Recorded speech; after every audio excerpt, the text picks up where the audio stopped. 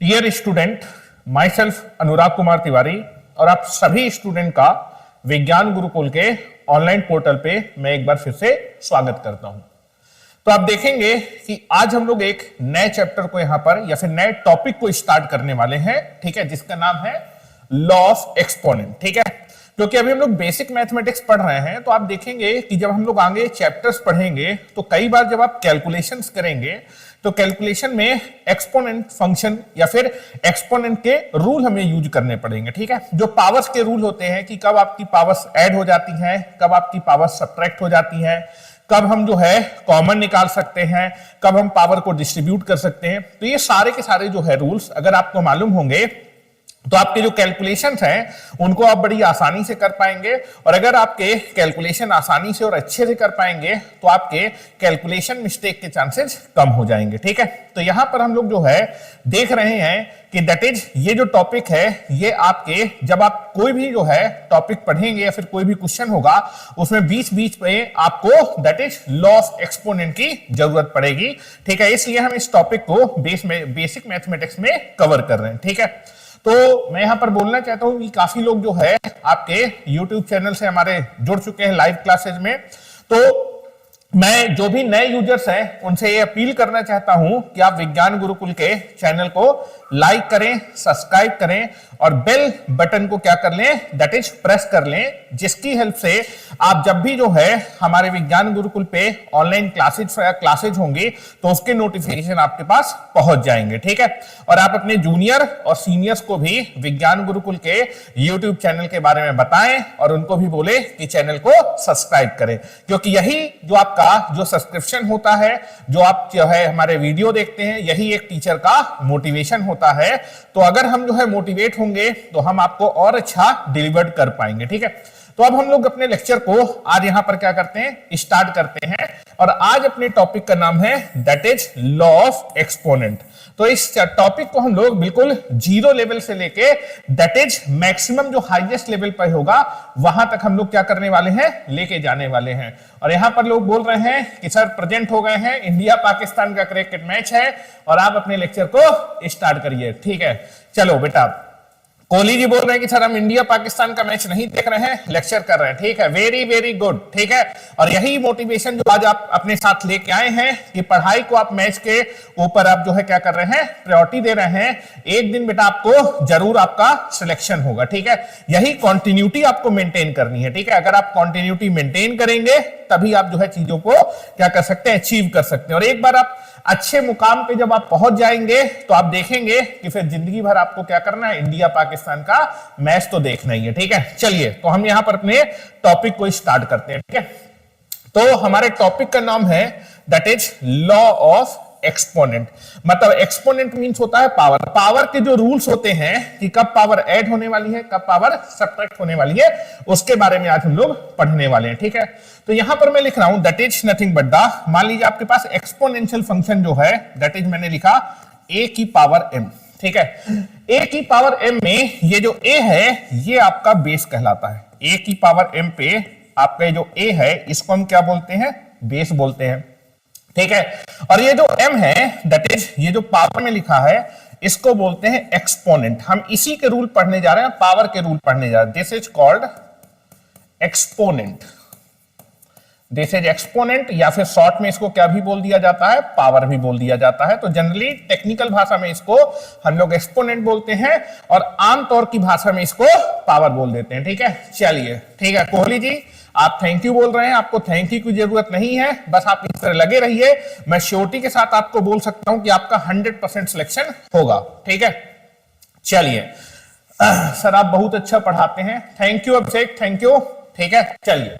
तो यहां पर आपको पहली बात मैंने बताई दैट इज a की पावर m में जो a होता है ये कहलाता है बेस और m जो पावर पे लिखा है दैट इज कॉल्ड एक्सपोनेंट। ठीक है, अब देखिए a की पावर m का मतलब क्या होता है। ठीक है, इसको जनरली हम लोग इस पूरे को a की पावर m को इस पूरे को बोलते हैं exponential function will be there. ठीक है, अच्छा अब यहां पर बात करते हैं कि a की पावर m का मतलब होता है कि जो a है वो कितने टाइम्स मल्टीप्लाई होगा, m टाइम्स मल्टीप्लाई होगा।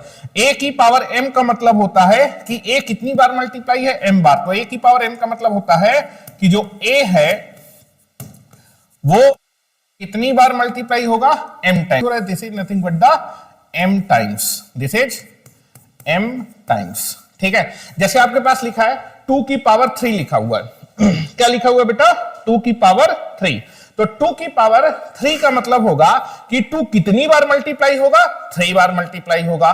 तो 2 की पावर 3 का मतलब है कि 2 3 बार मल्टीप्लाई होगा, और 2 को जब 3 बार आप मल्टीप्लाई करेंगे तो 2 इंटू 2 इंटू 2 कितना आ जाएगा, 8 आ जाएगा। ठीक है, तो a की पावर m का मतलब होता है कि जो a है वो कितनी बार मल्टीप्लाई होगा, m टाइम्स मल्टीप्लाई होगा। और एक चीज ध्यान रखेंगे, जब हम दैट इज एक्सपोनेंट फंक्शन पढ़ रहे हैं, ठीक है, या फिर a की पावर m, ये जो एक्सपोनेंट है यहां पर, ये कैसे नंबर को बिलोंग कर रहा है, नेचुरल नंबर को बिलोंग कर रहा है। That is m belongs to क्या है, natural number. That is capital N का मतलब होता है नेचुरल नंबर। अभी मैं आपको नंबर सिस्टम बताऊंगा, तो नंबर सिस्टम में सारी की सारी चीजें बताऊंगा कि नेचुरल नंबर क्या होते हैं, लेकिन आपको कम से कम इतना तो मालूम होगा कैपिटल N का मतलब क्या है, दैट इज नेचुरल नंबर। और नेचुरल नंबर को दूसरा क्या बोलते हैं, काउंटिंग नंबर भी बोलते हैं। तो यहां पर जो आपका m है, a की पावर m में m कैसा होगा, नेचुरल नंबर को रिप्रेजेंट करेगा। This is nothing but the natural number. और नेचुरल नंबर को हम लोग क्या भी बोलते हैं, नेचुरल नंबर को बोलते हैं काउंटिंग नंबर्स भी बोलते हैं। That is counting numbers. जितने भी काउंटिंग नंबर्स होते हैं वो नेचुरल नंबर। और काउंटिंग हम स्टार्ट करते हैं 1 से, तो नेचुरल नंबर क्या होता है, 1 2 3 4 5 6 7 dot dot dot infinite will be there. तो that is nothing but the, तो काउंटिंग हम 1 से स्टार्ट करते हैं, तो नेचुरल नंबर का सेट क्या होता है, 1 2 3 4 5 6 and this is nothing but the dot dot dot. और आप देखेंगे जो नेचुरल नंबर होते हैं उनको हम लोग आगे चल के भी बोलेंगे, यही आपके क्या कहलाते हैं, पॉजिटिव इंटीजर्स कहलाते हैं। These are the positive integers. तो इसका मतलब है कि जो मैं आपको लॉ ऑफ एक्सपोनेंट आपको समझा रहा हूं, उसमें जो m होगा वो हमेशा कैसा नंबर होगा, नेचुरल नंबर होगा। मतलब ये जो आपकी पावर होने वाली है वो हमेशा कैसे नंबर को रिप्रेजेंट करेगी, पॉजिटिव इंटीजर होगी। इसकी वैल्यू आपकी 1 हो सकती है, 2 हो सकती है, 3 हो सकती है, 4 हो सकती है, 5 हो सकती है, 6 हो सकती है, dot dot will be there. क्या मेरी बात आपको इतनी क्लियर है? अब हम बात करते हैं, तो आपको a की पावर m समझ में आया होगा। a की पावर m का मतलब है, a क्या है a की पावर m में, a बेस है, m क्या है एक्सपोनेंट या फिर पावर है। और a की पावर m का मतलब होता है कि a कितनी बार मल्टीप्लाई किया गया है, m बार मल्टीप्लाई किया है। और दैट इज आप जो है जो लॉ ऑफ एक्सपोनेंट पढ़ रहे हैं उसमें जो m है वो कैसे नंबर को बिलोंग करेगा, नेचुरल नंबर या फिर पॉजिटिव इंटीजर को बिलोंग करेगा। ठीक है, चलिए अब हम अपने लॉ की शुरुआत करते हैं। पावर के रूल क्या होते हैं, ठीक है, कब कब पावर आपकी ऐड होगी, कब कब पावर आपकी सब्ट्रैक्ट होगी, उसको समझने की कोशिश करते हैं। तो पहला रूल आता है that is called product rule. ठीक है, तो प्रोडक्ट रूल क्या होता है, दैट इज अगर कभी भी आपके पास लिखा है a की पावर m इंटू a की पावर n, ध्यान से सुनिएगा, a की पावर m इंटू a की पावर n। तो अगर बेटा आपका बेस सेम है, अगर आपका बेस सेम है तो पावर क्या हो जाती है, मल्टीप्लिकेशन करने में पावर ऐड हो जाती है। मैं बार बार आपसे चिल्ला रहा हूं कि अगर आपका बेस क्या है, सेम है, अगर आपका बेस सेम है तो मल्टीप्लिकेशन में आपकी जो पावर हो जाएगी वो ऐड हो जाएगी। तो a की पावर m इंटू a की पावर n कितना हो जाएगा, दैट इज अगर बेस सेम है मल्टीप्लिकेशन कर रहे हैं तो पावर ऐड हो जाएगी। तो a की पावर m इंटू a की पावर n कितना हो जाएगा, a की पावर m प्लस n। क्या मेरी बात क्लियर है? तो आपको यह मालूम होना चाहिए कि पावर ऐड कब होती है, तो हमेशा बेस अगर सेम है और आप मल्टीप्लिकेशन कर रहे हैं तो पावर को क्या कर देंगे, ऐड कर देंगे। तो आगे लिख देता हूं कि मल्टीप्लिकेशन करने में पावर ऐड हो जाती है। ठीक है, लेकिन बेस सेम होना चाहिए तब। ठीक है, तो मल्टीप्लिकेशन में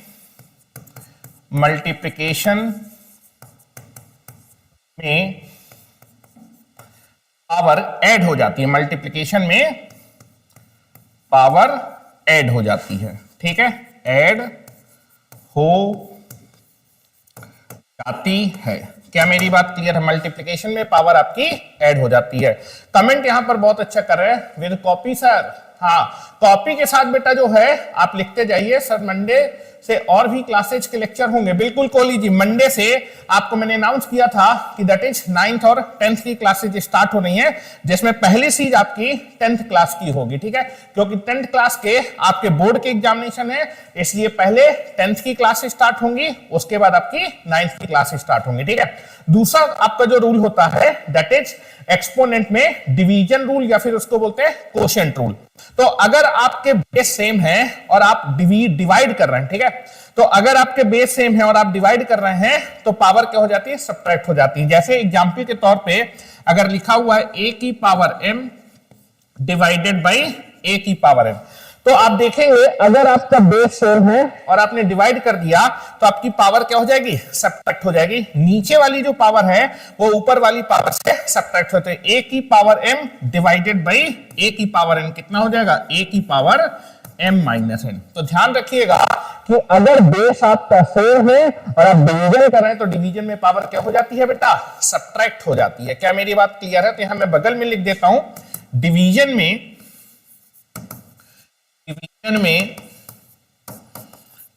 में पावर सब्ट्रैक्ट हो जाती है, पावर सब्ट्रैक्ट हो जाती है। कुछ लोगों को लग रहा होगा कि सर ये तो चैप्टर बहुत सिंपल सा चैप्टर है, बेटा अभी जब क्वेश्चन करेंगे तो आपकी हालत खराब हो जाएगी, क्योंकि क्वेश्चन में आप जो है देखेंगे कि 99% क्वेश्चन आपसे होंगे नहीं, इसलिए बहुत ध्यान से पढ़िए, मैं आपको बहुत आराम से पढ़ा रहा हूं, ठीक है। दूसरा आपके पास तीसरा रूल आएगा आइडेंटिटी रूल। आइडेंटिटी रूल, अगर किसी भी नंबर की पावर आप 1 करेंगे तो रिजल्ट हमेशा क्या आएगा, सेम नंबर है। a की पावर 1 कितना आता है, a आता है। किसी भी नंबर की पावर अगर 1 करेंगे तो रिजल्ट आपका हमेशा सेम नंबर आएगा, ठीक है। ये सेम है तो पावर सब्ट्रैक्ट हो जाएगी। मल्टीप्लिकेशन में अगर आपका बेस सेम है तो पावर क्या हो जाएगी, ऐड हो जाएगी। मेरे ख्याल से इन 3 रूल में किसी भी स्टूडेंट को कोई दिक्कत नहीं होगी, ठीक है। चलिए नेक्स्ट आगे चलते हैं, ठीक है। अब एक बहुत इंपॉर्टेंट रूल आने वाला है, ध्यान से देखिए, दैट इज आपका रूल नंबर 4। आपको पढ़ाया गया छोटी क्लास में कि बेटा a की पावर 0 ये रिजल्ट कितना होता है, 1 के बराबर होता है। a की पावर 0 कितना होता है बेटा, a की पावर 0 कितना होता है, 1 होता है।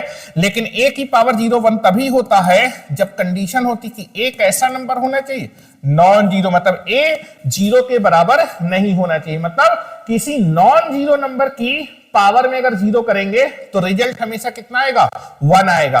a की पावर 0 को हम 1 के बराबर तभी लिख सकते हैं जब आपका बेस कैसा हो, नॉन जीरो नंबर। तो नॉन जीरो नंबर की पावर में 0 करने पे रिजल्ट हमेशा कितना आता है, 1 आता है। लोग बचपन में ये कंडीशन नहीं बताते और उसके बाद आप देखेंगे कि कंपटीशन में आता है तो कहीं भी अगर a की पावर 0 लिखा है तो उसको 1 लिख देते हैं। तो a की पावर 0 को हम 1 तभी लिख सकते हैं जब आपका एक ऐसी क्वांटिटी हो जब बेस आपका नॉन जीरो हो। तो नॉन जीरो नंबर की पावर में 0 करने पे हमेशा क्या आएगा, 1 आएगा। इसका प्रूफ भी देखते हैं कि यार a की पावर 0 1 कब होता है, क्योंकि लोग तो यहां पर इसको रट लेते हैं। सर लॉ ऑफ एक्सपोनेंट तो 8th में पढ़ा था, बिल्कुल कोहली जी आपने लॉ ऑफ एक्सपोनेंट 8th में पढ़ा था, लेकिन जो बारीकियां आपको कंपटीशन के लिए जरूरत थी वो आपको आपके टीचर ने नहीं बताई थी। इसलिए हम इसको बेसिक मैथमेटिक्स में कवर कर रहे हैं कि जब भी आप अपने कैलकुलेशंस को करें तो आपसे गलतियां ना हो, क्योंकि जो आप गलती कर सकते हैं वो सारी गलतियां कहां पर कर सकते हैं उनको मैं यहां पर आपको फोकस करूंगा उन पे, ठीक है। इसलिए फोकस करिए बेटा, फोकस करिए, ठीक है। चलिए, तो a की पावर 0 रिजल्ट कितना होता है, 1। इसको प्रूफ करने जा रहे हैं। तो आप देखेंगे, आप जानते हैं कि a की power m divided by a की पावर m को हम क्या लिख सकते हैं, 1 लिख सकते हैं। किसी भी नंबर को अगर आप उस नंबर से डिवाइड करेंगे तो रिजल्ट हमेशा कितना आ जाता है, 1 आ जाता है। क्या मेरी बात क्लियर है? अब यहां पर देखिए, दैट इज आपको मालूम है कि मैथमेटिक्स में किससे डिवीजन अलाउ नहीं है, 0 से डिवीजन अलाउ नहीं है। आप मैथमेटिक्स में किससे डिवाइड नहीं कर सकते, 0 से डिवाइड नहीं कर सकते। तो आप देखेंगे a की पावर m का मतलब है कि a कितनी बार लिखा है, m बार लिखा है। तो a आपका डिनोमिनेटर में बैठा है, इसलिए a की वैल्यू क्या नहीं हो सकती, 0, क्योंकि 0 की पावर m हमेशा कितना आएगा, 0 आएगा, क्योंकि 0 को अगर जो है m टाइम्स मल्टीप्लाई करेंगे तो 0 आएगा और डिनोमिनेटर में अगर 0 आ जाएगा तो ये फंक्शन आपका नॉट डिफाइन होगा। तो a की power m divided by a की पावर m को 1 लिखना सही है, लेकिन आपका जो a है वो क्या नहीं होना चाहिए, 0 नहीं होना चाहिए। क्या मेरी बात क्लियर? इसमें मैं बगल में लिख दूंगा कि that is nothing but the, that इसको हम 1 लिख सकते हैं, बशर्ते a क्या नहीं होना चाहिए, 0 नहीं होना चाहिए। और अभी अभी बेटा मैंने आपको क्वोशंट या फिर डिवीजन रूल बताया है कि अगर बेस सेम होता है, डिवीजन में अगर बेस सेम होता है तो पावर क्या हो जाती है, सब्ट्रैक्ट हो जाती है। तो आप देखेंगे चूंकि बेस सेम है डिवीजन का, तो पावर क्या हो जाएगी, सब्ट्रैक्ट। तो इसको लिख सकते हैं a की पावर m माइनस m। यहां मैं लिख देता हूं, यहां पर आपने रूल पढ़ा है कि a की power m divided by a की पावर n, इसको लिख सकते हैं a की पावर m माइनस n। जो आपका डिनोमिनेटर पे पावर होती है ऊपर वाली पावर से सब्ट्रैक्ट हो जाती है। इसको क्या लिख सकते हैं 1, बशर्ते a क्या नहीं होना चाहिए, 0 नहीं होना चाहिए। क्या मेरी बात क्लियर है? और m माइनस m कितना होगा, 0। तो a की पावर 0 कितना आ जाएगा, 1 के बराबर हो जाएगा। लेकिन ये रिजल्ट तभी एप्लीकेबल है जब a आपका 0 के बराबर नहीं है। मतलब नॉन जीरो नंबर की पावर में 0 करने पे रिजल्ट हमेशा कितना आता है, 1 आता है। पढ़ाई कर ले, शॉर्टकट, चिल, हाँ दैट इज ठीक है, पढ़ाई करो बेटा, पढ़ाई करो, ठीक है। चलिए, तो मेरे ख्याल से आपको ये बात समझ में आ गई होगी कि a की पावर 0 किसके बराबर होता है, 1 के बराबर होता है, लेकिन a क्या नहीं होना चाहिए, 0 नहीं होना चाहिए, ठीक है। अब बात करते हैं दैट इज नेगेटिव एक्सपोनेंट। आप देखेंगे जो मैं आपको a की पावर m के बारे में बता रहा हूं, उसमें m कैसा नंबर है, नेचुरल नंबर है, फिर पॉजिटिव इंटीजर। लेकिन कई बार आप देखेंगे आपकी पावर नेगेटिव है, तो हम उसको कैसे डील करते हैं। तो आप देखेंगे कि अगर कभी आपके पास लिखा है a की पावर माइनस m लिखा है, ठीक है, m नेचुरल नंबर है, माइनस लगने से वो निगेटिव हो जाएगा। तो a की पावर माइनस m इसको लिखा जा सकता है 1 अपॉन a की पावर m। a की पावर माइनस m को हम लिख सकते हैं 1 अपॉन a की पावर m। मतलब a की पावर माइनस m है, तो आप जब इसको 1 अपॉन करके लिखेंगे तो पावर कैसी हो जाएगी, पॉजिटिव। लेकिन a की पावर माइनस m को 1 अपॉन a की पावर m लिखना तभी सही है जब a कैसा होगा, नॉन जीरो नंबर होगा। बेस कैसा होना चाहिए, नॉन जीरो। क्योंकि अगर बेस आपका 0 हो जाएगा तो right hand side not defined हो जाएगी, लेफ्ट हैंड साइड आपका जो है राइट हैंड साइड के बराबर नहीं आ पाएगा। तो ये चीज ध्यान रखिए, a की पावर माइनस m को हम लिख सकते हैं 1 अपॉन a की पावर m लिख सकते हैं, बशर्ते आपका a क्या नहीं होना चाहिए, 0 नहीं होना चाहिए। a आपका बेस 0 नहीं होना चाहिए। इसका भी प्रूफ देख लीजिए, that is left hand side को a की पावर माइनस m को हम 1 अपॉन a की पावर m कैसे लिख सकते हैं, ठीक है। तो मैं लेफ्ट हैंड साइड उठा लेता हूं, लेफ्ट हैंड साइड को राइट हैंड साइड के बराबर प्रूफ कर देता हूं, a की पावर माइनस m। a की पावर माइनस m को लिख सकते हैं a की पावर 0 माइनस m। क्या मैं इसको ये लिख सकता हूं, बिल्कुल मैं इसको ये लिख सकता हूं। और आप देखेंगे a की पावर 0 माइनस m को आप क्या लिख सकते हैं, a की पावर 0 डिवाइडेड बाई a की पावर m। किस रूल से बेटा, क्वोशंट रूल से। कैसे लिखा, क्वोशंट रूल से, क्योंकि मालूम है a की power m divided by a की पावर n क्या होता है, a की पावर m माइनस n। तो इस रूल से इसको मैंने ये लिख दिया। क्या मेरी बात क्लियर है? और अब देखिए a की पावर 0 अभी मैंने आपको बताया कितना होता है, 1। लेकिन अगर a की पावर 0 को आप 1 लिखना है तो दैट इंप्लाइड दैट कि a क्वेश्चन में क्या नहीं है, 0 नहीं है। तो that is nothing but the a की पावर 0 कितना लिखा, 1। तो आप बगल में लिखेंगे कि a की पावर 0 मैंने 1 लिखा, इसका मतलब क्वेश्चन में a किसके बराबर नहीं है, 0 के बराबर नहीं है। क्योंकि ये रूल हम तभी लगा सकते हैं जब a नॉन जीरो क्वांटिटी होगी। वैसे डिनोमिनेटर में बैठा है, ठीक है। तो this is nothing but the कितना जाएगा, 1 अपॉन a की पावर m। तो a की पावर माइनस m को मैंने क्या लिखा, 1 अपॉन a की पावर m लिखा। लेकिन इस चीज को ये लिखना तभी सही है जब आपका बेस कैसा हो, नॉन जीरो नंबर हो। और यही आपका क्या है बेटा, राइट हैंड साइड है। क्या मेरी बात क्लियर है? तो कभी भी अगर आपकी जो पावर है या फिर जो आपका एक्सपोनेंट है that is nothing but the वो नेगेटिव होगा, तो हम उसको 1 अपॉन करके लिखते हैं, जिससे कि वो क्या बन जाता है, पॉजिटिव बन जाता है। क्या मेरी बात आपको इतनी समझ में आ रही है? मेरे ख्याल से सभी को मेरी बात इतनी समझ में आ रही होगी, ठीक है। अब आते हैं सबसे इंपॉर्टेंट रूल की तरफ, that is power of power rule. मतलब पावर की पावर का क्या होता है, ठीक है। ध्यान से देखिएगा, जैसे कभी भी लिखा हो दैट इज 6 का a पार्ट समझ रहे हैं, इसमें कई सारे पार्ट हैं। a की पावर m, a की पावर m की होल पावर n। ध्यान से सुनिए मैंने क्या बोला, मैंने बोला a की पावर n की होल पावर n, ठीक है, a की power n whole power n। तो अगर a की power m whole power n है तो ये दोनों पावर आपस में क्या हो जाएंगी, मल्टीप्लाई। तो a की power m whole power n किसके बराबर होता है, a की पावर m इंटू n होता है। क्या मेरी बात क्लियर है?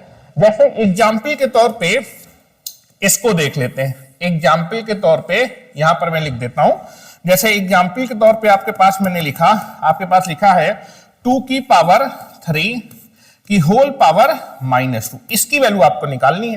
तो 2 की पावर 3 होल पावर -2, तो आपको मालूम है a की power m whole power n, तो पावर आपस में क्या हो जाएगी, मल्टीप्लाई हो जाएगी। तो 2 दैट इज 3 और -2 क्या होंगे, तो 2 की पावर कितना आएगा, 3 इंटू माइनस का 2, और 3 इंटू माइनस का 2 कितना हो जाएगा, 2 की पावर माइनस का 6।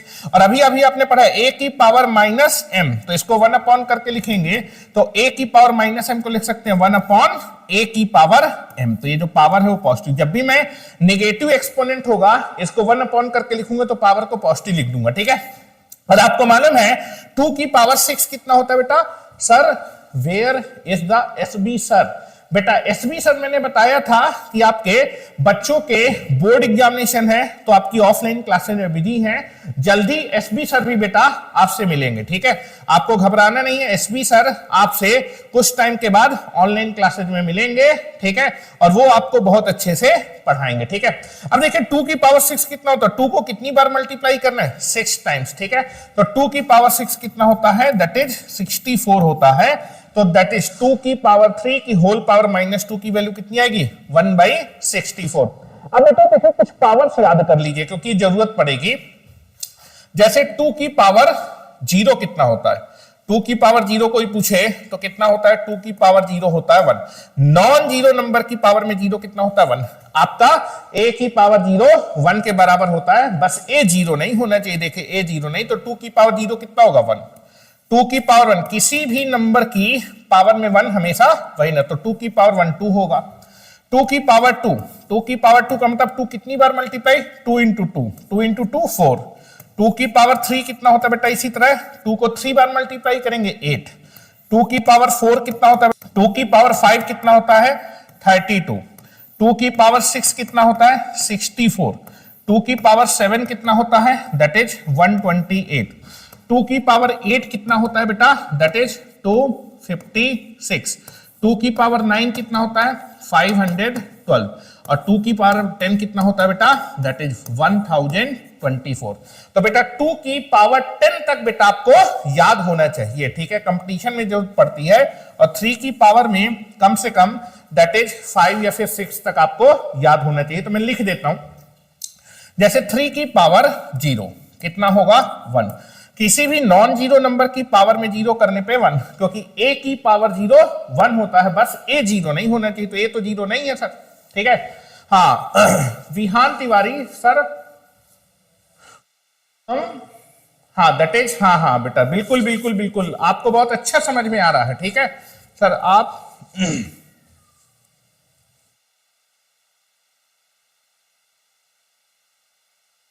ठीक है, यहां पर आइए नाउ, दिस इज 3 की पावर में 1। 3 की पावर में 1 कितना होता है, 3। किसी भी नंबर की पावर में 1 वही नंबर होता है, ठीक है।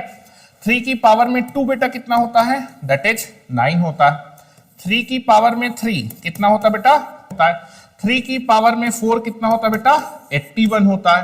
3 की पावर में 5 कितना होता है बेटा, that is nothing but the 243 होता है। और 3 की पावर में 6 कितना होता है बेटा, 700 दैट इज 29 होता है। तो कम से कम 3 की पावर में 6 तक तो बेटा याद होना चाहिए, और बेटा 2 की पावर में 10 तक याद होना चाहिए, ठीक है। चलिए बैक टू यहां पर आते हैं फिर से।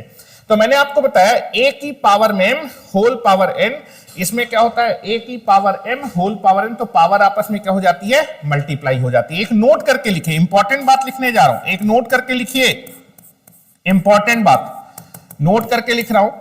a की power m whole power n को ये नहीं लिख सकते, दैट इज a की पावर m होल पावर को दैट इज a की पावर m की पावर n, ये लिखना क्या है, गलत है।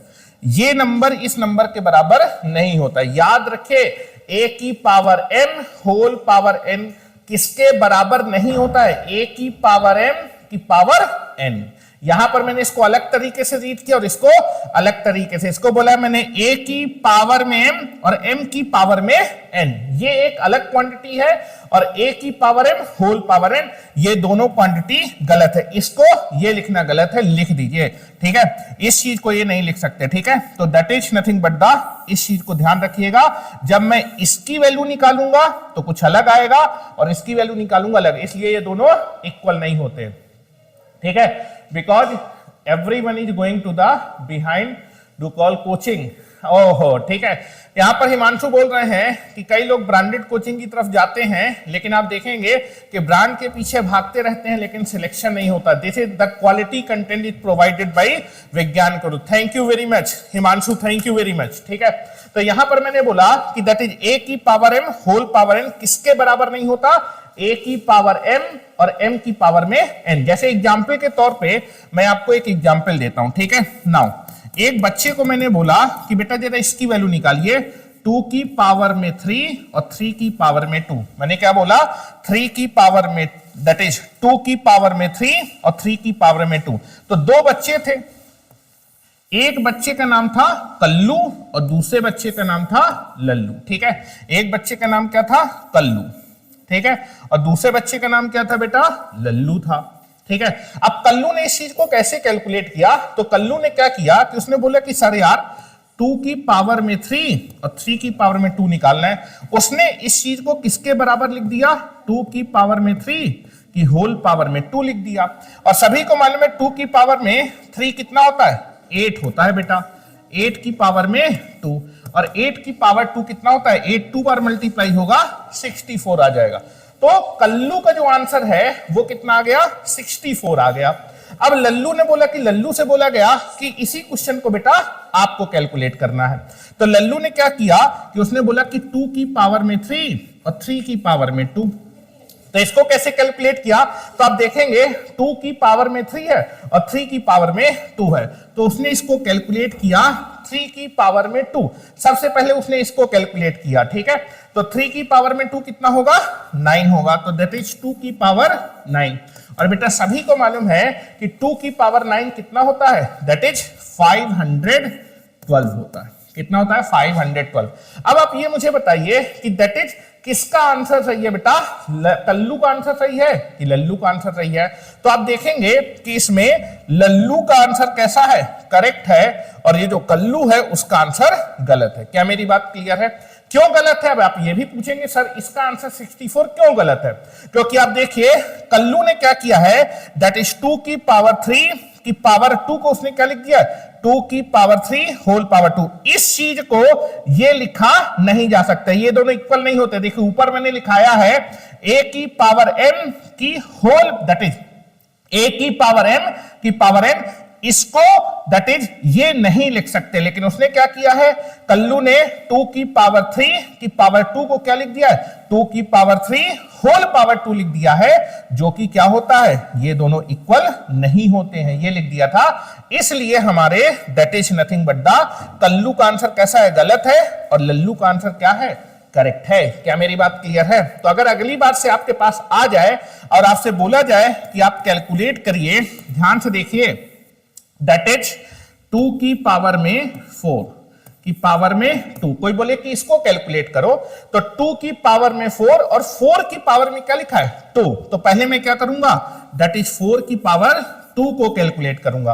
तो 4 की पावर 2 बेटा कितना होता है? दैट इज 4 को 2 बार मल्टीप्लाई करेंगे तो 16। तो this is nothing but the 2 की पावर 16 होता है, ठीक है। अब आप इसको कैलकुलेट कर सकते हैं या फिर इसको ऐसे भी लिख सकते हैं, that is nothing but the 2 की पावर 16 को लिख सकते हैं, that is nothing but the 10 into 2 की पावर में 6। क्योंकि अगर बेस सेम होता है तो मल्टीप्लीकेशन में पावर क्या होती है? ऐड हो जाती है। 10 प्लस 6 कितना? 16 हो जाएगा।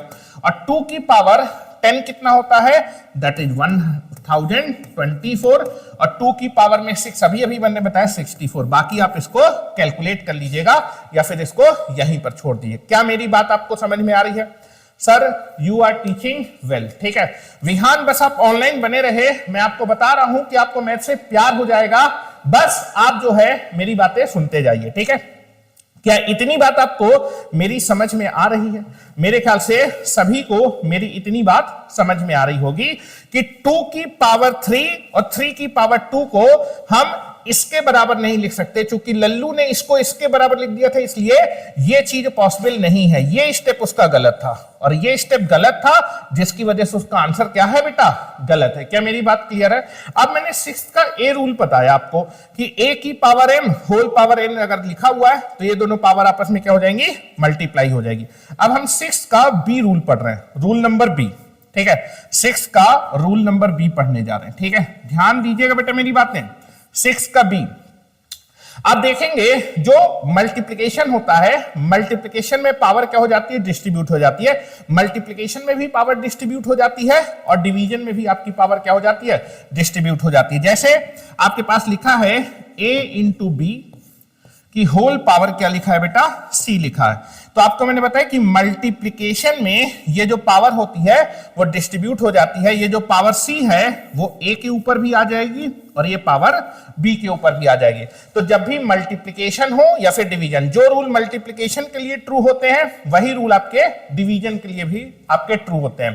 तो मल्टीप्लिकेशन में पावर डिस्ट्रीब्यूट हो जाएगी, तो ये जो पावर c है वो a के ऊपर भी आ जाएगी और ये जो पावर c है वो b के ऊपर आ जाएगी। तो a इंटू बी की होल पावर c को हम लिख सकते हैं a की पावर c इंटू b की power c will be there. क्या मेरी बात क्लियर है? उसी तरीके से दैट इज नथिंग बट अगर कभी लिखा है a की पावर m इंटू b की पावर n की होल पावर c लिखा है। ध्यान से देखिए, दैट इज मल्टीप्लिकेशन में जो पावर होती है वो डिस्ट्रीब्यूट हो जाती है। मल्टीप्लिकेशन का सिंबल है तो ये जो पावर है ये उसके ऊपर भी आ जाएगी और ये पावर इसके ऊपर भी आ जाएगी। तो a की पावर m इंटू बी की पावर n की होल पावर c है, तो मल्टीप्लिकेशन में पावर को डिस्ट्रीब्यूट कर दूंगा तो ये जो पावर c है ये इसके ऊपर भी आ जाएगी और ये जो पावर c है ये इसके ऊपर भी आ जाएगी। अब आप देखिए यहां पर आप लगा सकते हैं a की power m whole power n, तो ये पावर आपस में क्या हो जाएगी? मल्टीप्लाई हो जाएगी। तो इसको लिख सकते हैं a की पावर m इंटू c और a की power m whole power n, तो ये पावर आपस में क्या हो जाएगी? मल्टीप्लाई हो जाएगी b की पावर m इंटू c। तो लोग डायरेक्टली यहां से इस रिजल्ट को लिखना पसंद करते हैं कि मल्टीप्लिकेशन होता है तो ये पावर डिस्ट्रीब्यूट होगी, तो ये पावर इसके ऊपर आके मल्टीप्लाई हो जाएगी और उसमें भी डिस्ट्रीब्यूट होके मल्टीप्लाई हो जाएगी। क्या मेरी बात आपको समझ में आ रही है? Sir my name is Vivaan, ठीक है विवान, ठीक है। मुझे थोड़ा सा दूरी पे टीवी लगा था इस वजह से आपका नाम सही से नहीं दिख रहा था। जैसे एग्जाम्पल समझ लेते हैं बेटा। Now we will take the example, ठीक है। एग्जाम्पल जो जो चीजें सीख रहे हैं उसके एग्जाम्पल जरूर देखें, ठीक है। तो जैसे लिखा है 2 की पावर 3 इंटू 3 की पावर में 2 की होल पावर में हम लोग क्या कर देते हैं? That is nothing but the आपका 6 कर देते हैं। क्या मेरी बात क्लियर है? तो आप देखेंगे कि दैट इज आपका मल्टीप्लिकेशन में पावर क्या हो जाती है बेटा? डिस्ट्रीब्यूट हो जाती है, ठीक है, डिस्ट्रीब्यूट हो जाएगी। तो ये जो पावर 6 है ये पावर इसके ऊपर भी आ जाएगी और ये पावर इसके ऊपर। मल्टीप्लिकेशन में पावर डिस्ट्रीब्यूट हो जाती है, तो दिस इज 2 की पावर 3 की whole power 6 into that is ये जो पावर है ये इसके ऊपर भी आ जाएगी, ठीक है। यहां पर आप देखेंगे कि a की पावर m होल पावर, तो ये पावर आपस में मल्टीप्लाई हुई, 2 की पावर कितना हो जाएगा? 18 हो जाएगा और a की power m whole power n ये पावर आपस में मल्टीप्लाई हो जाएगी, तो दैट इज 2 इंटू 6 कितना हो जाएगा? 12 हो जाएगा। क्या मेरी बात क्लियर है? यहां तक मेरे ख्याल से आपको मेरी बात समझ में आ रही होगी। एक एग्जाम्पल और देख लेते हैं। जैसे कभी आपके पास लिखा है दैट इज 2 इंटू 3 की पावर में 5। मल्टीप्लिकेशन में पावर डिस्ट्रीब्यूट हो, ये पावर इसके ऊपर भी आ जाएगी और ये पावर 3 के ऊपर भी आ जाएगी। तो दिस इज 2 की पावर 5 इंटू 3 की पावर 5। अच्छा ये बताइए जो मैंने लिखा है क्या ये भी लिखा सही? अभी लोगों ने बोला कि सर मल्टीप्लिकेशन में पावर क्या होती है? डिस्ट्रीब्यूट हो जाती है। तो क्या मैं इसको ये भी लिख सकता हूं 2 की पावर 3 प्लस 3 की पावर 2 की होल पावर 6? तो आपने बोला कि सर अभी बताया जो पावर होती है वो डिस्ट्रीब्यूट हो जाती है, तो ये पावर इसके ऊपर भी आ जाएगी। That is nothing but the 2 की पावर 3 की होल पावर 6 प्लस 3 की पावर 2 की होल पावर 6। क्या जो मैंने लिखा है वो सही है? बेटा जो पावर होती है वो कब डिस्ट्रीब्यूट होती है? मल्टीप्लिकेशन में। यहां पर क्या है? एडिशन है, ठीक है। एडिशन में पावर डिस्ट्रीब्यूट नहीं होती, तो इसको ये लिखना गलत है, सरासर गलत है। क्या मेरी बात क्लियर है? ये बात लिखना गलत है। सर क्या होता है? बंटा का मतलब जो है कुछ नहीं होता बेटा नॉर्मली। यहां पर आप देखिए, मैंने बोला कि यहां पर मैंने एडिशन लगा दिया था, ठीक है। एडिशन लगा दिया था तो कभी एडिशन में पावर डिस्ट्रीब्यूट नहीं होती। आप लेफ्ट हैंड साइड को निकाल लीजिए और राइट हैंड साइड को निकाल लीजिए, दोनों की वैल्यू कैसी आएगी? अलग अलग आएगी, ठीक है। क्या मेरी बात क्लियर है? ठीक है। तो that is nothing but the, कभी आपके पास मल्टीप्लीकेशन हो या फिर डिवीजन हो तब आप पावर को क्या कर सकते हैं? डिस्ट्रीब्यूट कर सकते हैं। क्या मेरी बात क्लियर है? चलिए अब यहां पर जो है एक नोट लिखिए, एक मैं बहुत काम की बात आपको बताने जा रहा हूं, ठीक है। चलिए नोट करके लिखिए, नोट करके लिखिए। तो ये बताइए, आपके पास जैसे लिखा है 3 की पावर 3 इंटू 3 की पावर 2, क्या बेटा मैं इसको ये लिख सकता हूं 3 की पावर 2 इंटू 3 की पावर 1 प्लस 1? क्या इस चीज को ये लिखना सही है कि गलत है? ठीक है बेटा, नथिंग बट का मतलब कुछ नहीं है कि मतलब ऐसा कुछ होता नहीं है, ठीक है। चलिए तो क्या है, क्या ये सही लिखा है कि गलत लिखा है? ठीक है, यहां पर मल्टीप्लाई कर लीजिए, ठीक है। Now this is nothing but the, this is 1। क्या इसको ये लिखना सही है कि गलत है?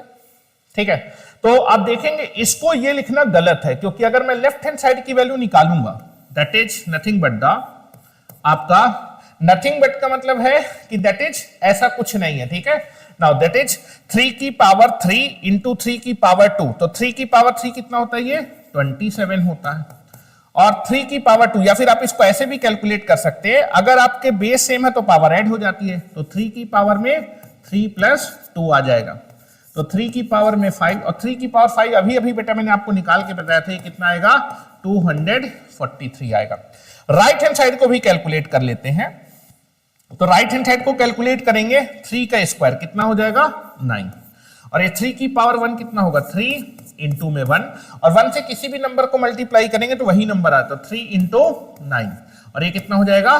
27। तो आप देखिए कि आपका लेफ्ट हैंड साइड 243 आ रहा है और राइट हैंड साइड 27 आ रहा है, तो that is nothing but the, इस चीज को ये लिखना क्या है? गलत है, नहीं लिख सकते। इसका मतलब मैंने क्या किया कि मल्टीप्लिकेशन में आप देखिए, इसको मैंने कैसे लिखा था, यहां पर इस पूरे में से मैंने 3 स्क्वायर कॉमन लिया था, 3 स्क्वायर कॉमन लिया तो यार 3 की पावर 1 बचा था, और इंटू में 1। तो इसका मतलब है कभी भी मल्टीप्लिकेशन में आप क्या नहीं कर सकते? कॉमन नहीं निकाल सकते। क्या मेरी बात समझ में आ रही है? मल्टीप्लिकेशन, हेलो, यहां पर चीजें मल्टीप्लिकेशन में, मल्टीप्लिकेशन में क्या चीज नहीं किया जा सकता? आप 3 स्क्वायर ऐसे कॉमन नहीं ले सकते हैं। क्या मेरी बात क्लियर है? यहां 3 की पावर 3 है और 3 की पावर 2 है, तो आप बोले कि सर इसमें से 3 स्क्वायर कॉमन ले ले। भाई मल्टीप्लिकेशन में आप कॉमन नहीं निकाल सकते हैं। अगर चीजें मल्टीप्लाई करके लिखी है तो ऐसा नहीं करिए कि आप जो है इस पूरे से 3 स्क्वायर कॉमन ले ले, क्योंकि कॉमन लेने पे आपकी वैल्यू चेंज हो जाएगी, तो आपका ये चीज इसके इक्वल नहीं है। तो मैं लिख दे रहा हूं, we can not take common in multiplication, ठीक है। We not take common, take common in multiplication. अगर चीजें मल्टीप्लिकेशन में लिखी हैं तो आप उनसे दैट इज कुछ कॉमन नहीं निकाल सकते, मल्टीप्लिकेशन, ठीक है। क्या मेरी बात क्लियर है? अच्छा, तो हम कॉमन कब ले सकते हैं? आप एडिशन और सब्ट्रैक्शन में कॉमन ले सकते हैं। अगर चीजें एडिशन और सब्ट्रैक्शन में लिखी है तो आप उनसे कॉमन ले सकते हैं, ठीक है। ये पहला पॉइंट था। दूसरा पॉइंट दैट इज, अगर ये लिखा है 3 की पावर 3 प्लस 3 स्क्वायर, तो आप इसको ये लिख सकते हैं। अब एडिशन में ना, एडिशन और सब्ट्रैक्शन में आप दोनों से 3 स्क्वायर कॉमन ले सकते हैं, तो 3 स्क्वायर कॉमन लेंगे तो 3 की पावर 1 आ जाएगा और यहां पर प्लस 1 आ जाएगा। देखिए दोनों करेक्ट आएंगे। 3 की पावर, तो लेफ्ट हैंड साइड निकाल रहा हूं, 3 का क्यूब कितना होता है बेटा? 27, और 3 स्क्वायर का मतलब कितना होता है? 3 मल्टीप्लाइड बाई 2 टाइम्स 9 हो जाएगा, और ये कितना आ जाएगा बेटा? ये 27 प्लस 9, ये आपका 36 आ जाएगा। यहां पर देखिए राइट हैंड साइड को निकाल रहा हूं, तो दैट इज 3 स्क्वायर बेटा कितना हो जाएगा? ये 9 हो जाएगा। 3 की पावर 1 3 प्लस 1, तो दिस इज 9 इंटू 4, और ये भी कितना हो जाएगा? 36। तो आप देखेंगे कि यार left hand side is equal to क्या है, राइट हैंड, मतलब लेफ्ट हैंड साइड इसके बराबर लिखा जा सकता है। तो दैट इज आप कब कॉमन ले सकते हैं, अगर चीजें एडिशन में दी है तो एडिशन में कॉमन निकाला जा सकता है, लेकिन अगर चीजें मल्टीप्लिकेशन में दी है तो आप उनसे कॉमन नहीं ले सकते। रखें सर, फर्स्ट लेक्चर वाला ही थंबनेल रखें। हाँ ठीक है बेटा हिमांशु, फर्स्ट लेक्चर वाला ही थंबनेल रखेंगे, ठीक है। तो मैं लिखे दे रहा हूं, that is we can take common, we can take common in multiplication, we can take common in addition और सब्ट्रैक्शन। तो हम कॉमन कब ले सकते हैं, एडिशन और सब्ट्रैक्शन में common, we can take common in addition और सब्ट्रैक्शन। हम एडिशन और सब्ट्रैक्शन में क्या कर सकते हैं, कॉमन निकाल सकते हैं। क्या इतनी बात बेटा आप सभी को समझ में आ गई? मेरे ख्याल से सभी को मेरी बात समझ में आ गई होगी, ठीक है। चलिए नेक्स्ट स्लाइड पे चलते हैं, नेक्स्ट स्लाइड, ठीक है। चलिए नेक्स्ट स्लाइड में चलते हैं, दैट इज छठवें के सी पार्ट में चलते हैं, ठीक है।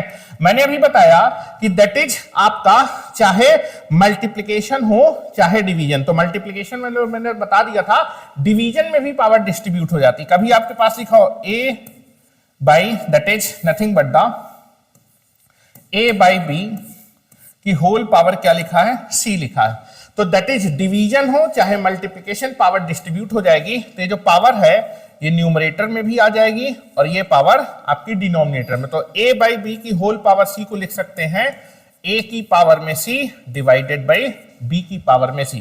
अब इसका एक्सटेंशन भी आप देख सकते हैं कि अगर कभी लिखा हो a की पावर में m divided by that is आपका b की पावर में n की होल पावर में c, अगर ये लिखा हो, ठीक है। मल्टीप्लिकेशन वाला देख लेते हैं क्या लिखा था मैंने, ठीक है, मल्टीप्लिकेशन, ठीक है, बिल्कुल सही लिखा हुआ था, ठीक है।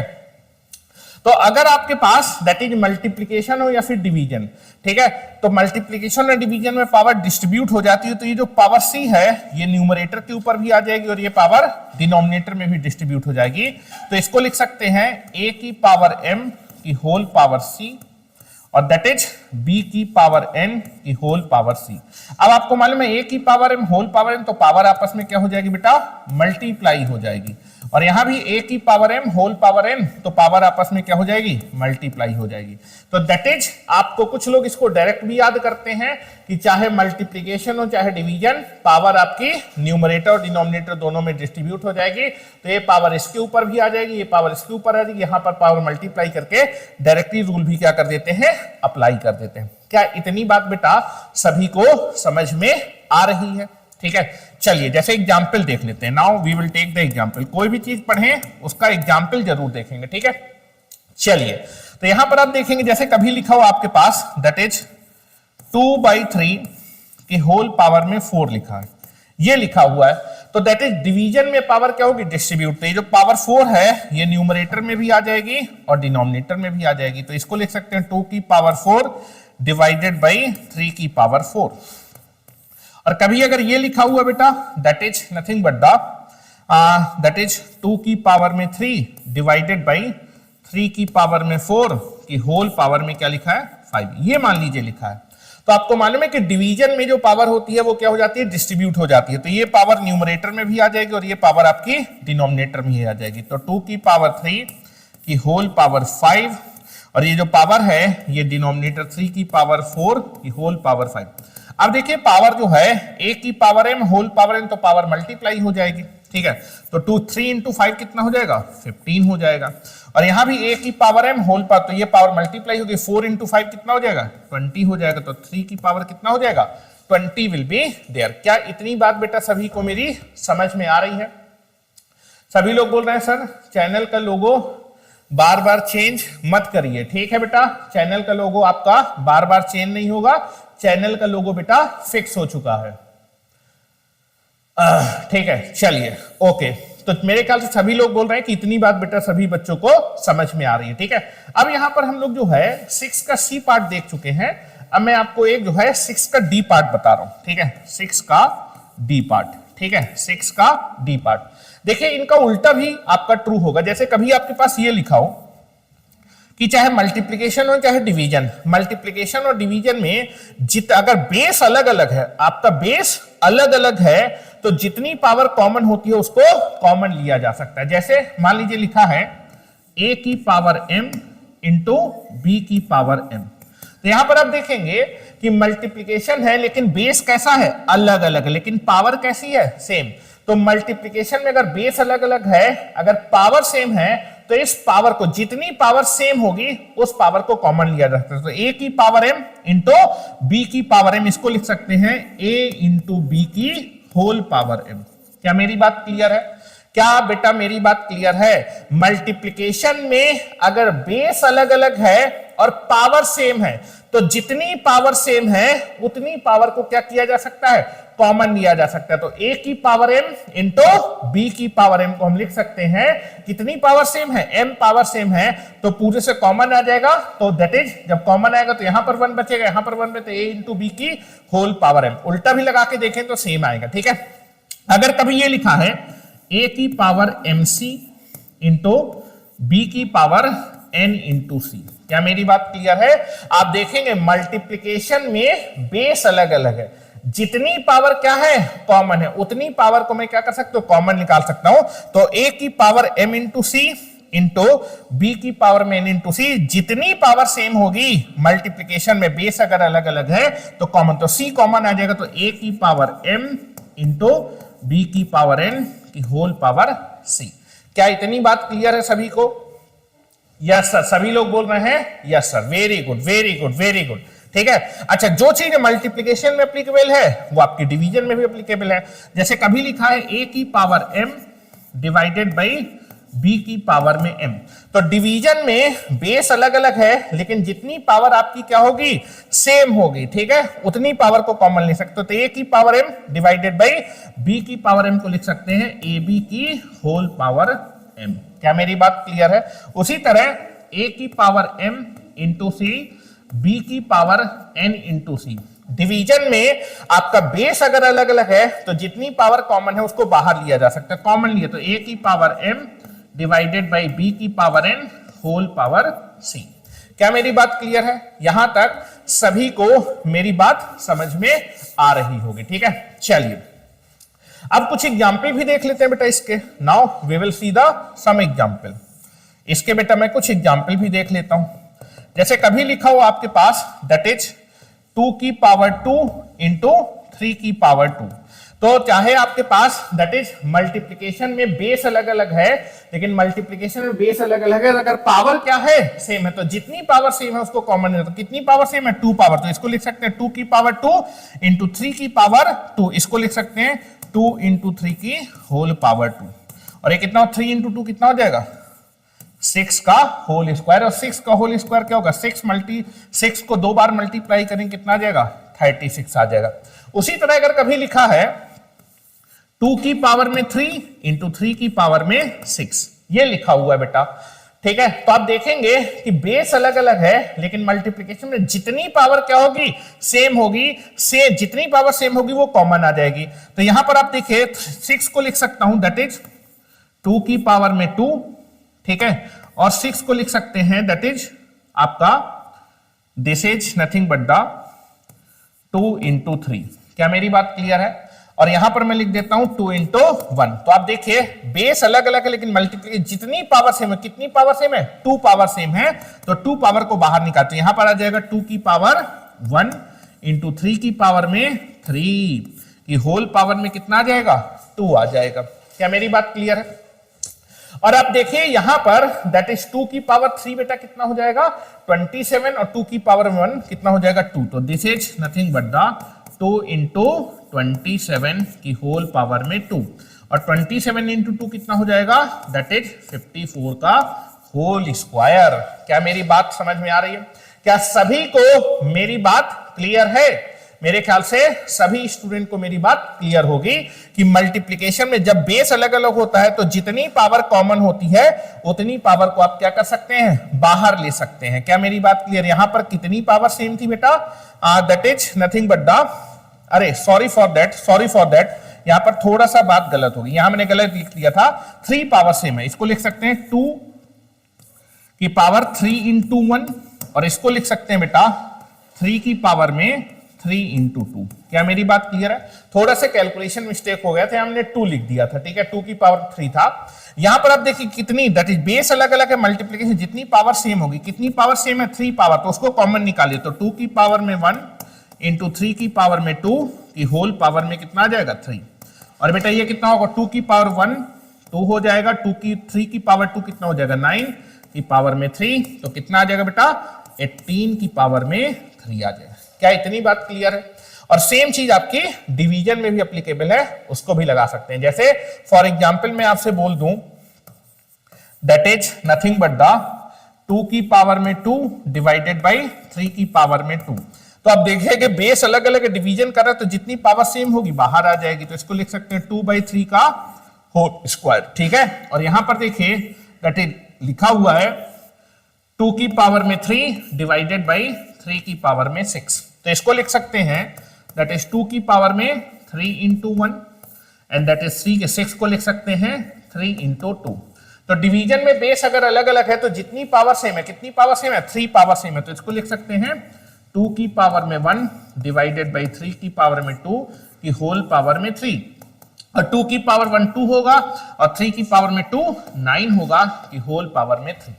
क्या इतनी बात क्लियर है? मेरे ख्याल से सभी को इतनी बात समझ में आ गई होगी, ठीक है। चलिए अब हम लोग आगे चलते हैं, ठीक है।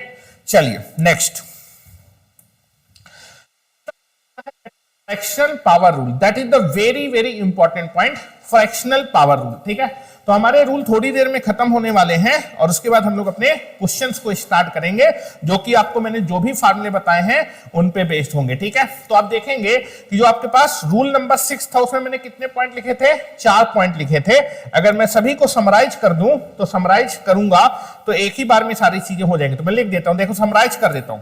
तो 6 के ए पार्ट में मैंने बताया कि दैट इज a की पावर m की होल पावर n क्या होता है, अगर a की power m whole power n है तो पावर आपस में क्या हो जाएगी बेटा, मल्टीप्लाई हो जाएगी, ठीक है। दूसरा मैंने बताया कि a की power m whole power n को हम किसके बराबर नहीं लिख सकते, a की पावर m और m की पावर में n, ये इसके बराबर नहीं होता। दूसरा मैंने b पार्ट बताया कि दैट इज चाहे आपके पास मल्टीप्लीकेशन हो चाहे आपके पास डिवीजन हो, ठीक है, चाहे आपके पास मल्टीप्लिकेशन और डिवीजन हो, उसमें जो पावर होती है वो क्या होती है, डिस्ट्रीब्यूट हो जाती है। तो ये जो पावर है वो a के ऊपर भी आ जाएगी, ये पावर b के ऊपर भी आ जाएगी, तो a की पावर c और b की पावर में c। डिवीजन में भी पावर न्यूमरेटर और डिनोमिनेटर में क्या हो जाती है, डिस्ट्रीब्यूट हो जाती है, तो a की power c divided by b की पावर c। इन दोनों का ही एक्सटेंशन ये था कि कभी भी लिखा हो a की पावर m इंटू b की पावर n की होल पावर c, या फिर a की power m divided by b की पावर n की होल पावर c, ठीक है। तो मल्टीप्लिकेशन और डिवीजन में जो पावर होती है वो डिस्ट्रीब्यूट हो जाती है, ये पावर इसके ऊपर भी आ जाएगी, ये पावर इसके ऊपर भी आ जाएगी, तो दैट इज a की power m whole power c and b की power n whole power c। क्या मेरी बात क्लियर है बेटा? मेरे ख्याल से इतनी बात क्लियर है। और यहाँ a की power m whole power n, तो पावर मल्टीप्लाई हो जाएगी, तो a की पावर m इंटू सी, और यहाँ भी पावर मल्टीप्लाई होगी, b की पावर n इंटू सी। उसी तरह डिवीजन में भी पावर क्या होती है, डिस्ट्रीब्यूट हो जाती है, ये पावर न्यूमरेटर में भी आ जाएगी और ये पावर डिनोमिनेटर में भी आ जाएगी, तो दैट इज a की power m whole power c whole divided by b की power n whole divided by c। और पावर आपस में मल्टीप्लाई हो तो a की power m into c divided by b की power n into c will be there. क्या मेरी बात क्लियर है? मेरे ख्याल से सभी स्टूडेंट को मेरी बात क्लियर होगी। और एक रूल, मतलब b और c को मैंने एक साथ बता दिया, ये रूल नंबर c था। और d में मैंने क्या बताया था कि मल्टीप्लिकेशन और डिवीजन, मल्टीप्लिकेशन और डिवीजन में जितनी भी पावर सेम होती है, अगर बेस अलग अलग है, मल्टीप्लिकेशन और डिवीजन में बेस अलग अलग है, तो जितनी पावर सेम होगी उस सेम पावर को हम कॉमन ले सकते हैं। यहां भी जितनी पावर सेम है उस सेम पावर को हम कॉमन ले सकते हैं। इनका एक्सटेंशन क्या था, that is nothing but the a की power m into c, b की power n into c, and that is a की power m into c divided by b की पावर n इंटू सी। तो चाहे multiplication और division में अगर base अलग अलग है तो जितनी पावर कॉमन है वो बाहर, तो a की पावर m, b की power n, whole power c। यहां भी आप देखेंगे डिवीजन में बेस अलग अलग है, जितनी पावर सेम होगी उतनी पावर आपकी कॉमन निकल आएगी। क्या मेरी बात क्लियर है? तो मेरे ख्याल से आपके रूल नंबर 6 में जो आपके पास 4 पॉइंट थे, उन 4 पॉइंट को मैंने क्या कर दिया, आपका जो है समराइज कर दिया। ठीक है, हाँ, द इंजीनियर्स ऑनलाइन पोर्टल, ठीक है, प्रेजेंट सर। चलिए बेटा, आप प्रेजेंट हैं, थैंक यू वेरी मच। ठीक है, और रेगुलरली बेटा क्लास करिए। आप कभी आते हैं, कभी गोला मार देते हैं, तो बेटा इस तरह से पढ़ाई होती नहीं है। इसलिए कभी भी इनरेगुलरिटी मत रखिए। अगर आपको दैट इज कंपटीशन में कंपटीशन को क्रैक करना है तो सबसे पहला इंपॉर्टेंट पॉइंट है regularity is very very important. तो 8 बजे बेटा प्रेजेंट हो जाया करिए। ठीक है, क्योंकि आप जो है एक दिन आते हैं, 2 दिन नहीं आते हैं, फिर 2 दिन आते हैं, फिर 4 दिन नहीं आते हैं। ठीक है, चलिए तो नेक्स्ट बात करते हैं, that is nothing but the आपका fractional power rule. That is the very very important. Kohli ji बोल रहे हैं Vigyan Gurukul coaching provides excellent quality education and clear concept based teaching. The learning equivalent is discipline and motivating the student. ठीक है, thank you very much Virat Kohli. जो आप यहां पर बोल रहे हैं वो बहुत ही अच्छे वर्ड हैं। एक टीचर के नाते आप मुझको भी मोटिवेट कर रहे हैं, और यही मोटिवेशन आप एक टीचर को जब आप देते हैं तो टीचर भी हमेशा कॉन्टिन्यूटी और डिसिप्लिन के साथ पढ़ाता है। ठीक है, देखिए नेक्स्ट है fractional power rule, that is the important thing. ठीक है, तो दैट इज कभी भी अगर आपके पास लिखा हो बेटा a की पावर 1/n, तो बेटा सबसे पहली बात है a की पावर 1/n। यहां पर देखिए जो पावर है ये कैसी है, फ्रैक्शनल नंबर है। क्या है, फ्रैक्शनल नंबर। इसको पढ़ते क्या है, ठीक है, तो अब पावर कभी भी फ्रैक्शनल आ जाए, दैट इज 1/2, 1/3, 1/4, 1/6, इसको बोलते हैं फ्रैक्शनल पावर। ठीक है, तो इसको बोलते हैं a की पावर 1/n, इसको बोलते हैं nth root of a। That is 1/n को मैंने क्या बोला, nth रूट ऑफ a, तो इसको पढ़ते हैं nth root of a, nth root of a। ठीक है, a का nth रूट, और इसको जनरली हम कैसे रिप्रेजेंट करते हैं, a की पावर 1/n को हम लिख सकते हैं इस तरह से, दैट इज आपका अंडर रूट के अंदर यहां पर n लिखेंगे और a, तो दैट इज a की पावर 1/n को लिख सकते हैं, this is called nth root of a, nth root of a।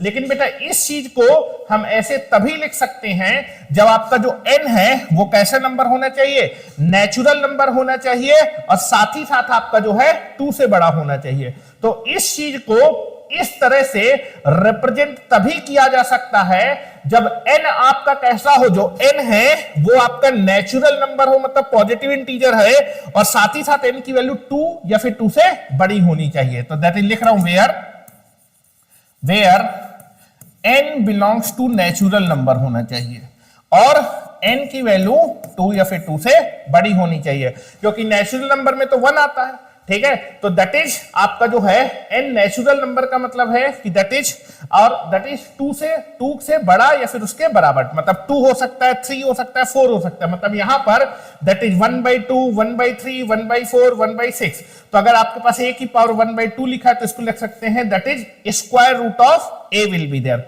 लेकिन आपका जनरली यहां पर 2 से स्टार्ट होता है तो स्क्वायर रूट में 2 नहीं लिखते हैं। अगर यहां पर a की पावर 1/3 है तो उसको लिख सकते हैं that is cube root of a, तो यहां पर 3 लिख दिया जाएगा, that is called cube root of a। क्या मेरी बात क्लियर है? Sir I am not the Virat Kohli. हाँ ठीक है, बिल्कुल बिल्कुल ठीक है। चलिए इधर आइए, तो ये चीज बेटा आपको बात बिल्कुल क्लियर होनी चाहिए कि किस चीज को हम कब क्या लिख सकते हैं। क्या मेरी बात क्लियर है? ठीक है, तो मैंने बोला कि कभी भी आपके पास a की पावर 1/n लिखा है, इसको बोलते हैं nth रूट ऑफ a।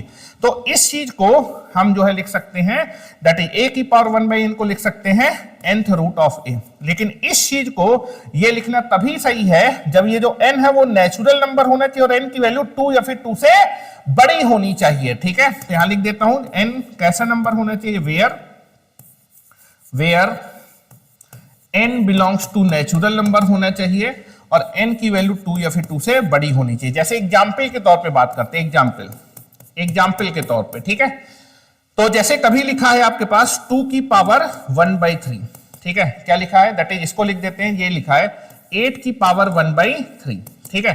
तो 8 की पावर 1/3, देखो n की वैल्यू आपकी क्या है, n नेचुरल नंबर है और 2 या फिर 2 से बड़ा होना चाहिए, तो बेटा 3 है जो कि 2 से बड़ा है, तो 8 की पावर 1/3 को लिख सकते हैं क्या, cube root of a, cube root of 8, ये लिख सकते हैं, इसको ये लिखा जा सकता है। उसी तरह 16 की पावर, दैट इज 16 की पावर 1/4, ये क्या कहलाएगा, फोर्थ रूट ऑफ 16 कहलाएगा।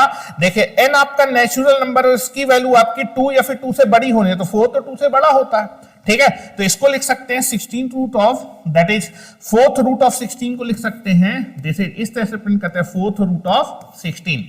कोई बोले कि 8 का क्यूब रूट बताइए, तो 8 का क्यूब रूट कैसे निकालेंगे बेटा, 8 का क्यूब रूट कैसे निकालेंगे, पावर के फॉर्म में रिप्रेजेंट करेंगे, पावर के फॉर्म में। तो बेटा जो भी ये जो नंबर लिखा होता है ना, जब इसको पावर के फॉर्म में लिखते हैं तो 1 अपॉन करके लिखते हैं, फ्रैक्शन में लिखते हैं, ठीक है। तो अगर 3 लिखा है तो जब पावर के फॉर्म में लिखो तो 1/3, 4 लिखा है, फोर्थ रूट है, तो दैट इज जब पावर के फॉर्म लिखूं तो 1 अपॉन करके लिखूंगा, तो इसको लिखेंगे 8 की पावर में 1/3। क्या मेरी बात क्लियर है। और 8 को लिख सकते हैं 2 की पावर में 2 का क्यूब, और ये होल पावर में 1/3। अब a की power m whole power n, तो ये पावर आपस में क्या हो जाएगी बेटा, मल्टीप्लाई हो जाएगी, क्या हो जाएगी, मल्टीप्लाई, और मल्टीप्लाई होगी तो कैंसिल आउट हो जाएगा, 2 की पावर में 1 और 2 की पावर में 1 कितना हो जाएगा, 2। तो 8 का क्यूब रूट कितना होता है बेटा, 2 होता है। क्या मेरी बात क्लियर है। कोहली जी बोल रहे हैं कि सर मैं आपके 30 मार्च वाले सेशन में प्रेजेंट रहूंगा, डेफिनेटली विल बी कम।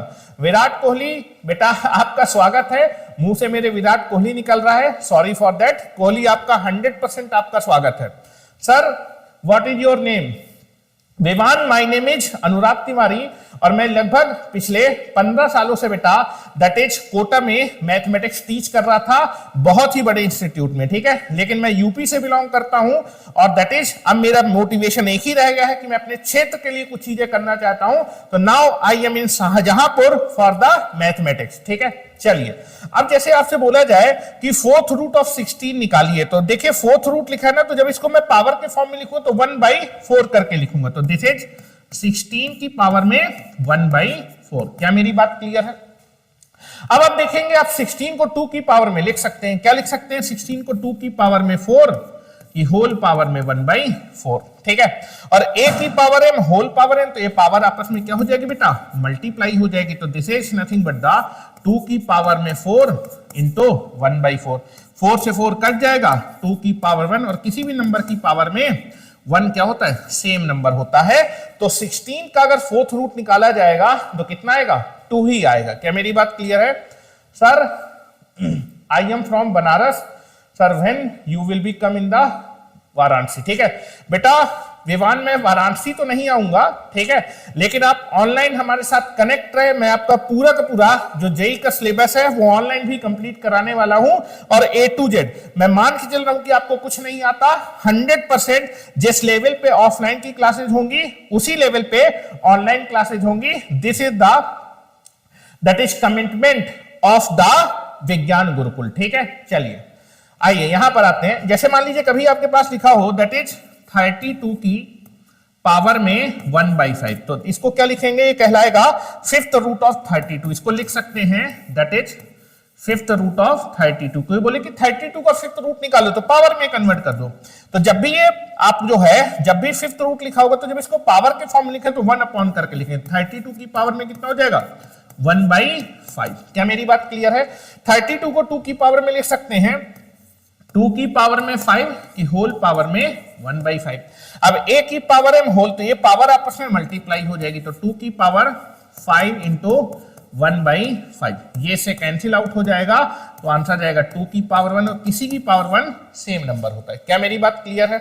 चलिए अब देखिए यहां पर फ्रैक्शनल पावर में ये आपका पहला रूल था, ठीक है, this is the first rule, ठीक है। इसी में मैं 2-3 रूल आपका ऐड करना चाहूंगा। सर मैं क्लास 7 में हूं, कोई बात नहीं बेटा, विवान आप 7th क्लास में, तो भी आपको दैट इज 7th क्लास से ही आप कंपटीशन की तैयारी करिए, और आपको किसी भी स्टेप में कोई दिक्कत नहीं कि this is the guarantee of the विज्ञान गुरुकुल, ठीक है। चलिए अब सेकंड रूल पे आते हैं, सेकंड रूल पे, ठीक है, सेकंड रूल पे आते हैं। तो सेकंड रूल है, जैसे मान लीजिए आपके पास लिखा है a की पावर m बाई n लिखा हुआ, a की पावर m बाई n लिखा है, तो हम इसको क्या क्या लिख सकते हैं उसको समझने की कोशिश करते हैं। ठीक है, चलिए विवान जरा ध्यान से देखिए, इस एक्सप्रेशन को मैं क्या क्या किस किस तरीके से रिप्रेजेंट कर सकता हूं। तो बेटा इसको मैं लिख सकता हूं दैट इज a की पावर m की होल पावर 1 बाई n। क्या मैं इसको ऐसे लिख सकता हूं? मेरे ख्याल से किसी को कोई दिक्कत नहीं होगी। a की पावर m बाई n को मैं लिख सकता हूं a की power m whole power 1 by n। क्यों? क्योंकि आप देखेंगे कि दैट इज आप a की पावर m होल पर, ये पावर मल्टीप्लाई होकर यही आ जाएगा। ठीक है, अब देखिए ये क्या लिखा है, nth रूट लिखा है, तो इसकी जगह मैं लिख सकता हूं जब भी फ्रैक्शनल पावर होती है तो हम उसको अंडर रूट समथिंग करके nth रूट लिख सकते हैं। This is the nth root of a की पावर m। तो nth रूट है ना, तो इसको हम ऐसे लिख सकते हैं a की पावर m। क्या मेरी बात क्लियर है? तो इस चीज को ये भी लिखा जा सकता है। क्या मेरी बात क्लियर है?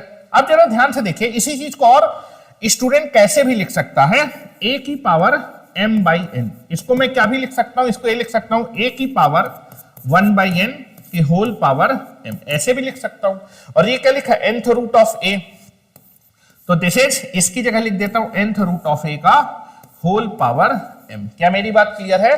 तो सेम एक्सप्रेशन को चाहे आप ये लिखिए चाहे ये लिखिए, बात क्या है, सेम है। मतलब आपके पास that is nothing but the, आप जो है इस चीज को ये भी लिख सकते हैं जरूरत पड़ने में, इस चीज को ये भी लिख सकते हैं। क्या मेरी बात क्लियर है? एक और चीज इसी पे देख लीजिए, दैट इज थर्ड।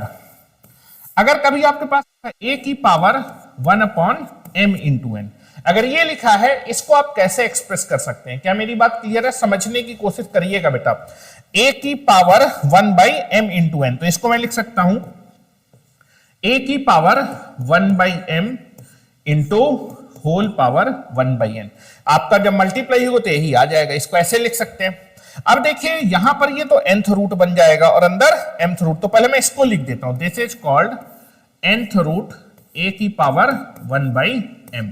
और इसको लिख सकते हैं mth रूट ऑफ a, तो this is nothing but the nth root and this is mth root of a। तो इस चीज को ये लिखा जा सकता है। ठीक है, उसी तरह आप इसी चीज को ये भी लिख सकते हैं। क्या मेरी बात क्लियर है?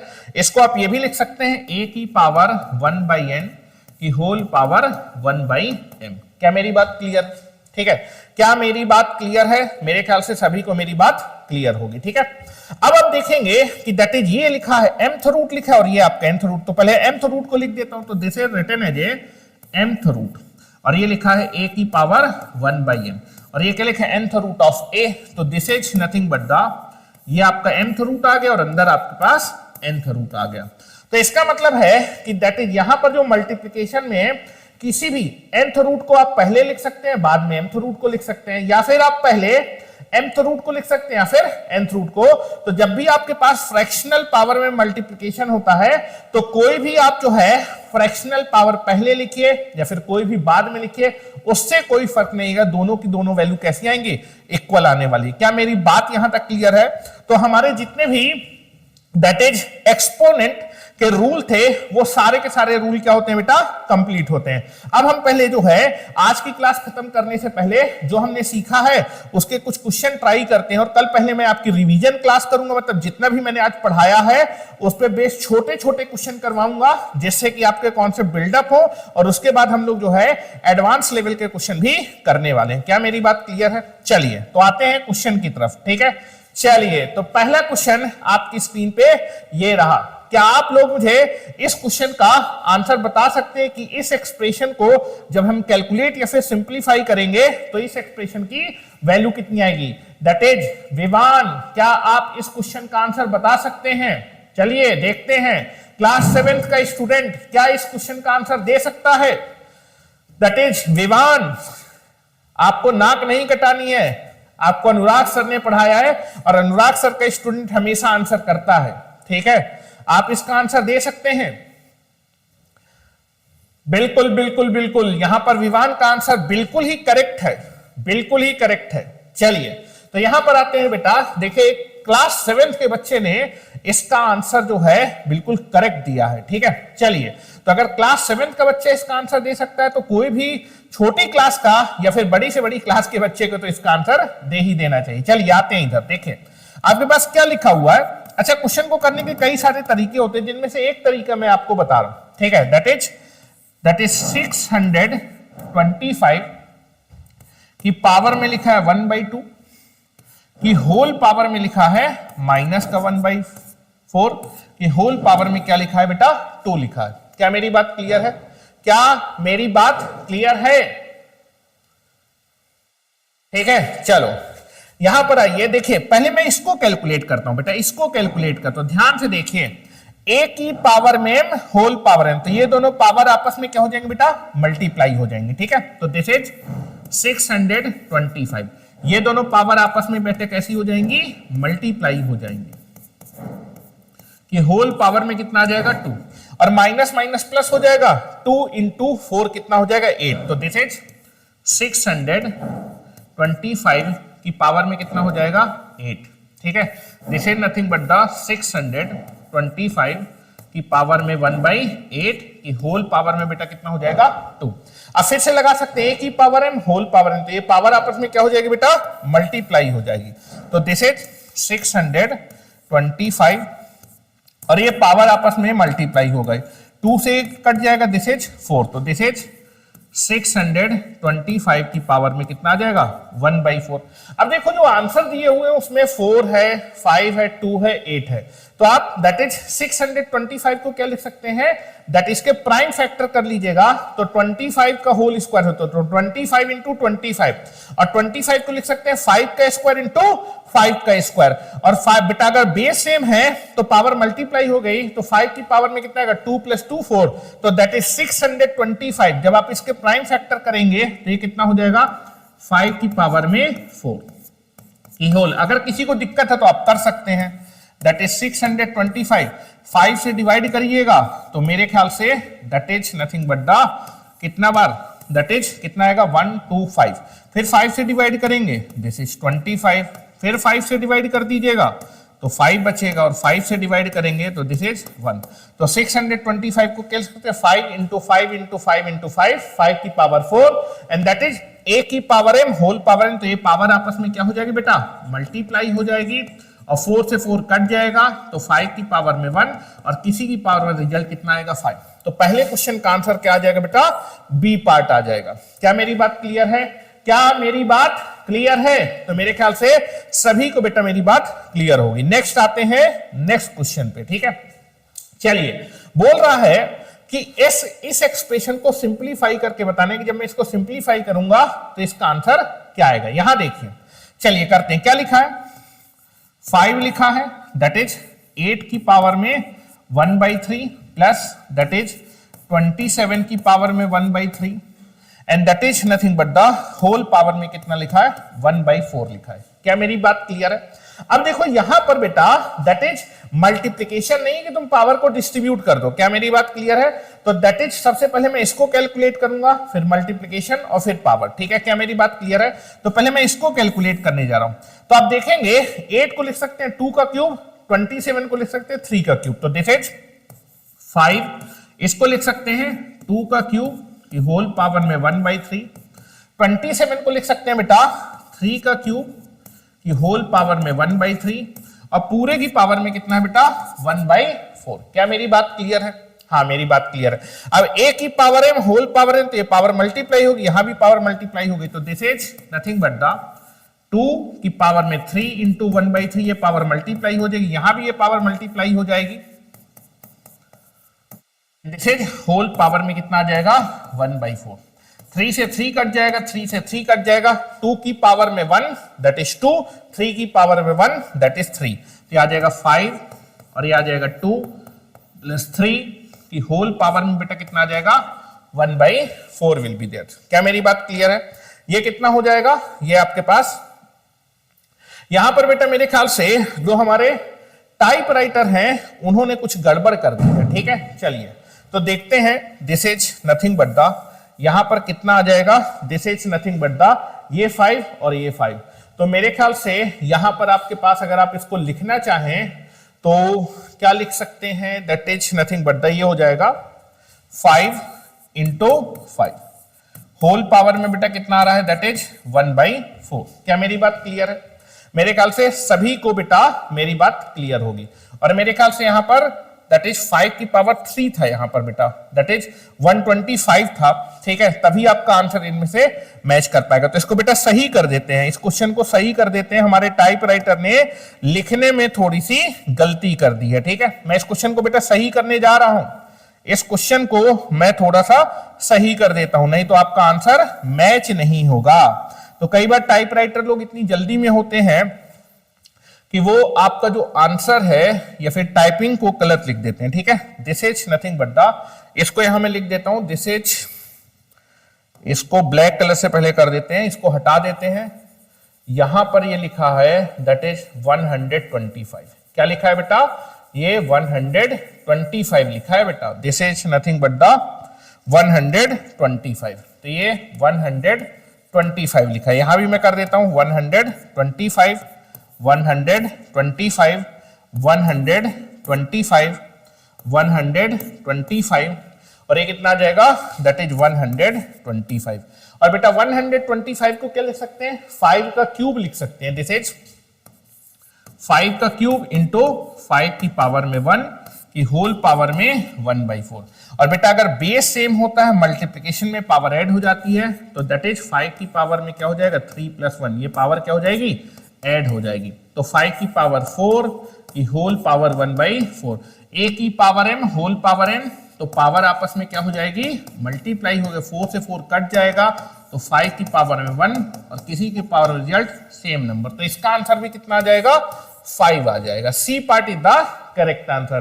तो थोड़ा सा क्वेश्चन को करेक्ट कर लीजिएगा, मैंने क्वेश्चन को करेक्ट कर दिया। क्या मेरी बात क्लियर है? तो सभी को मेरे ख्याल से मेरी बात क्लियर होगी। चलिए नेक्स्ट चलते हैं, दैट इज इस क्वेश्चन का बेटा सभी को आंसर बताना है, इस क्वेश्चन का सभी को आंसर बताना है। या फिर आप देखेंगे कि आज टाइम ज्यादा हो गया है, तो ये क्वेश्चन हम कल जो है यहीं से स्टार्ट करेंगे, लेकिन पहले थोड़ा सा रिकैप देखेंगे, उसके बाद फिर हम अपने क्वेश्चन को आपका जो है क्या करेंगे, आगे बढ़ेंगे, ठीक है। तो आज मैं वैसे बड़े अच्छे क्वेश्चन लेके आया था। देखिए नेक्स्ट आपके पास ये भी क्वेश्चन है, बहुत अच्छा क्वेश्चन है। छोटी छोटी बातों से हम लोग सीखने की कोशिश कर रहे हैं। तो आपको that is nothing but the, मैं आपको आपके ऑफलाइन क्लासेस के बारे में बताना चाहूंगा, ठीक है। विज्ञान गुरुकुल की जो ऑफलाइन क्लासेज हैं वो 30 मार्च से स्टार्ट हो रही हैं, और 1 महीने की जो क्लासेज हैं वो फ्री ऑफ द कॉस्ट है, मतलब 1 महीने की डेमो क्लासेज आपकी विदाउट चार्ज है, ठीक है। और इन फ्री डेमो क्लासेज, जो 1 महीने की फ्री डेमो क्लासेज हैं, दैट इज उनके जो रजिस्ट्रेशन है वो 9 मार्च से चल रहे हैं। लेकिन हमारे पास बेटा इंक्वायरी, क्या बोल रहे बेटा, बी पार्ट, किसका बी पार्ट बोल रहे हैं हिमांशु जी, किसका बी पार्ट, ठीक है, हाँ अच्छा नेक्स्ट वाले का बी पार्ट बोले, बिल्कुल सही है बेटा हिमांशु जी आपका आंसर, ठीक है। तो आप देखेंगे जो रजिस्ट्रेशन वो 9 मार्च से स्टार्ट होने थे, लेकिन इंक्वायरी इतनी ज्यादा आ रही है कि ऑफलाइन क्लासेस के रजिस्ट्रेशन लगभग हमारे फुल होते जा रहे हैं। इसलिए आप देर ना करें और अपने विज्ञान गुरुकुल की ऑफलाइन सेंटर या फिर सेंटर पे विजिट करके अपनी फ्री डेमो क्लासेस की एंट्री को क्या करें, फिलअप कराएं, ठीक है। हमारे जो एडमिशन है वो आपके ओपन हो रहे हैं, दैट इज एकेडमिक के लिए CBSE board, ICSE board, UP board में हिंदी और इंग्लिश मीडियम दोनों स्टूडेंट के लिए बात कर रहा हूं। 9th, 10th, 11 और 12th की क्लासेज जो बोर्ड के लिए चलेंगी, और जो बच्चे बोर्ड के साथ साथ कॉम्पिटिटिव एग्जामिनेशन के लिए भी तैयारी करना चाहते हैं उनके लिए आईआईटी जेईई नीट के फाउंडेशन बैच भी अवेलेबल है। 11 12 के लिए 2 ईयर के फाउंडेशन है, और 9 से अगर कोई बच्चा प्रिपरेशन करना चाहते हैं उसके लिए 4 ईयर के बैचेस भी अवेलेबल है। जो बच्चे 12th पास आउट हो रहे हैं उनके लिए 1 ईयर का दैट इज ड्रॉपर बैच भी अवेलेबल होगा।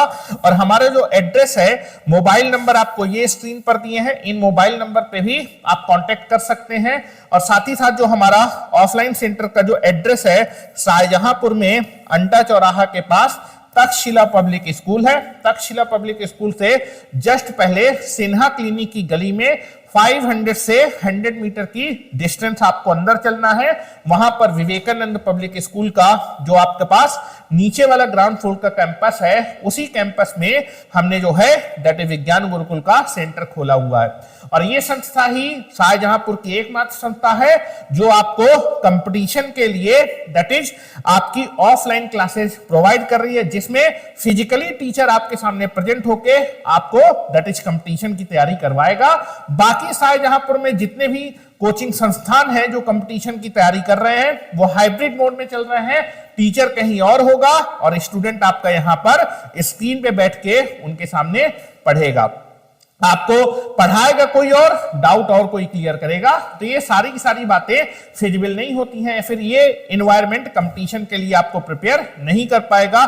इसलिए आप लोगों से अनुरोध है कि अगर एडमिशन लेना है तो दैट इज आपको विज्ञान गुरुकुल पे ही आना है, क्योंकि यही मात्र ऐसा संस्थान है शाहजहांपुर में जो कोटा की क्वालिटी आपको शाहजहांपुर के अंदर दे रहा है। तो आज मैं अपनी वाणी को यहीं पर विराम कर रहा हूं। राधे राधे।